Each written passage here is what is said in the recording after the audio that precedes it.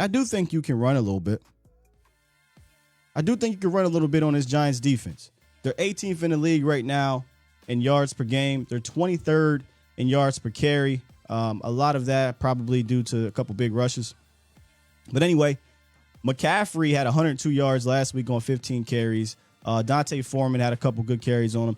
Derrick Henry only averaged 3.9 yards per carry in week 1, but he had 82 yards. I'm pretty sure they were okay to live with that, but I mean, if you're going to average close to 4 yards per carry with Derrick Henry, I think you could do some damage with Zeke and Tony Pollard. So to me, it's going to be about doing this, running the rock. So you're not getting in third and longs or third and mediums where Wink Martindale can now put a lot of stress on your young offensive line and your backup quarterback. Where's the mouse in the house? Still linebackers. Tay Crowder, Austin Calitro, and Micah McFadden are the linebackers. Well, they played the most linebacker snaps. Oh, y'all, they signed Jalen Smith. I don't think it matters, but they did sign Jalen Smith. Those are the linebackers, and they got taken advantage of in week 1. But in week 2, a kid by the name of Dan Belton, a safety, returned to the game, and it allowed them to use more big nickel stuff and dime packages. So they run a lot of 3 safety looks with McKinney, Julian Love, and Dan Belton. So what happened was Austin Calitro pretty much was obsolete because they use a whole bunch of nickel stuff, likely to combat Christian McCaffrey's ability to be a pass catcher. But here's the thing about that.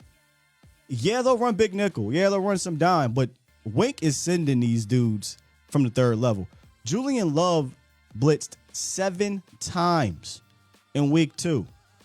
7, whether it be in the A or B gap, whether it be from a cornerback look, but he was coming from a blitz standpoint all game. I say all game, but 7 times is a lot for for a DB. That's not Jamal Adams. So he's not afraid to bring pressure from all 3 levels. However, in week 1, Tennessee took advantage of those linebackers.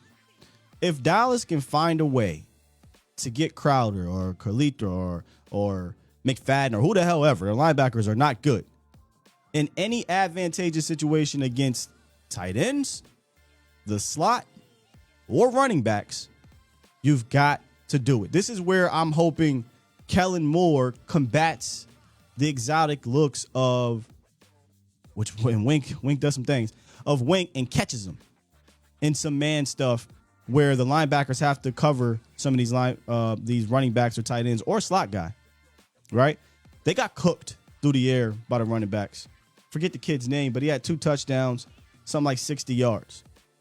So if they can't get home, if they're only going to rush 4 and you pick it up, or they rush 5 and you pick it up, there's going to be opportunities to attack them.